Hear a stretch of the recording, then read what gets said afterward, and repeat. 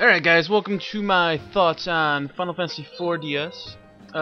This one's been in a long this one has been in a long making, I guess you could say, really. You see, it all started about 6 months ago when I bought the game. But not really though. I've had it for a while, and I've been putting it up. I'll play like an hour here and there. I went a couple months without playing it at all. And I decided that I should probably beat it. And I did. And this is my second time beating the game. First time was on Game Boy Advance version, which was probably 2 or 3 years ago now. But this version adds some new things, and it's a pretty good version. So with that said, let's jump into the story. Alright, so the story focuses around a dark knight known as Cecil. He's the captain of the Red Wings, which is I guess you could say it's like the Air Force, or the Air division of the Baron Kingdom, which is of course the kingdom you serve or whatever. So pretty much you're finding these crystals for your king or whatever, and you know, you're going through all these just like killing people ways. You're like massacring a whole town just to get it. You're going to this other town, blowing up an entire town.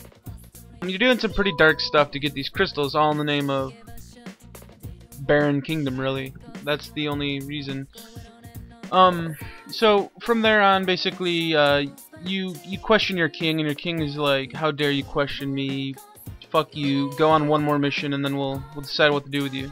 So you and your best friend Kane, who's also a dragoon, you guys go to this town called Mist, where you're supposed to deliver a ring or whatever. And you basically, shit hits the fan there. You pretty much blow up this entire town by accident, killing many civilians. And you actually meet some other people here and there. But ultimately, you end up finding out that your kingdom's being controlled by this other bad guy. So it's kind of like a story of redemption. You know, you're trying to make things better by killing this bad guy. And I mean, throughout the game, there's plenty of sacrifice. There's just a lot of hardcore sacrifice moments like that. I don't know what the hell I'm saying. I can't really go into too much of it without spoiling. There is a main bad guy. It's hard to explain because there's so many spoilers involved, and I don't know what I should spoil. But yeah, let's just say there's 3 different worlds you go to. You go to, obviously, your world, then you go to the underworld, which is inside the same planet, but that's where all the dwarves live. And then you end up going to the moon at one point, where there's the Lunarians, right? The moon people. It is a really good story though. Like I mentioned, there's a bunch of sacrifice. I don't know. The only thing I didn't like about the story is, since this is an earlier RPG, there isn't so much character interaction between plot points. So you'll basically, you know, when you're gonna get near a story event, usually when you're going into a dungeon or leaving the dungeon, you basically know when the story's coming to you. I think for the DS version, it would have been cool if they added in maybe some character development along the way. But other than that, it's a really enjoyable story. Especially for, when did the original come out? Like 1992 or 3 or something like that. So I'm gonna approve of story though. The characters are all pretty cool. I like the theme of it. You know, self-sacrifice to help those around you. It's pretty cool. Going into gameplay though, this is the Final Fantasy that got me into Final Fantasy. If you don't know what Final Fantasy is, by some chance, basically Final Fantasy is it's not turn-based. It is turn-based, but it's time turn-based, I guess you could say. Basically, every action you have is set on a timer. So if you click attack, your guy will attack, but then you'll have to wait for this bar to fill up again before you can attack again. The enemies have the same thing, but you don't see their bars. So you pretty much have to you gotta use the right moves at the right time, sorta. So like, if you're using magic, it takes double the length of a melee attack. Or you'll come across some other abilities like kick, which allows you to hit every enemy with a physical attack. You'll come across jump, which allows your character to jump up into the air where he won't be able to be hit, and when he eventually comes down like 2 or 3 turns later, he'll do like double damage. They do mix it up with some abilities like that. Honestly though, Final Fantasy, it's hard to play a turn-based RPG after playing Final Fantasy because it's so active, and you get the feeling of like, shit, I gotta do this, it's on my ass, I gotta hurry up. Like, I'm forgetting the word, but I don't know, it's a lot more intense when you're fighting a boss and you don't know what move he's gonna throw at you next, and you gotta get your heal out in time, you gotta get your resurrection out. It's really intense, pretty much, is what I'm trying to say. But the DS version does add some new things, such as the augment system, which is, you basically get these abilities through various means. You can find them just by exploring, you can find them through character interaction, stuff like that. But basically what an augment is an ability. Let's say you have the Omnicast ability. What this does is it allows you to cast on multiple people. Some spells you can already do this, but some of the bigger spells that are more I guess you could say cost-worthy, like they cost a lot more magic to use, they only let you cast on one person.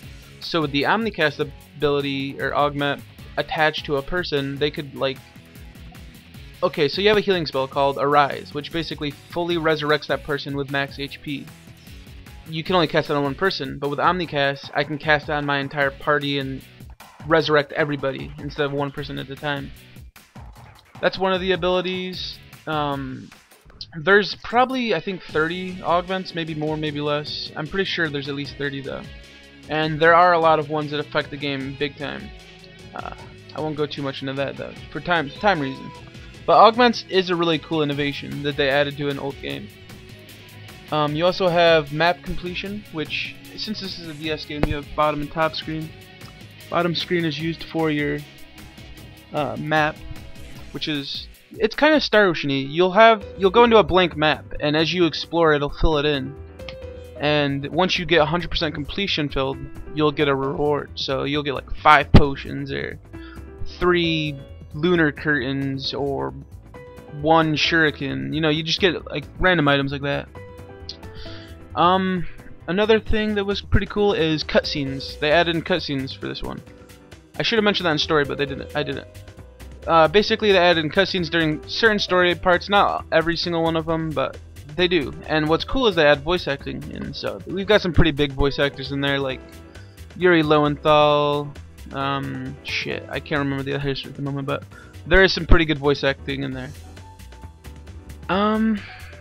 Also, one thing that I feel about Final Fantasy IV compared to the other ones is I actually end up using the items a lot more. Generally in an RPG, once I get to the final dungeon, up until that point I'm like just holding on to all these items for no reason really, and I never even use them once I beat the final boss. This game though, I actually found myself using them a lot more. Not only the healing items, but you'll have attacking items or defensive items. Like you have this item that casts haste on your party. You can use that item instead of casting the spell, which is faster. But I don't know. I think gameplay in Final Fantasy IV is pretty good. I really miss the job system from 3 and 5 though. Which, that would have been cool if they added that eventually, or maybe in another remake eventually. Going over to sound, which I approve of gameplay if I didn't mention. Alright, so sound. Final Fantasy IV has definitely a really good soundtrack.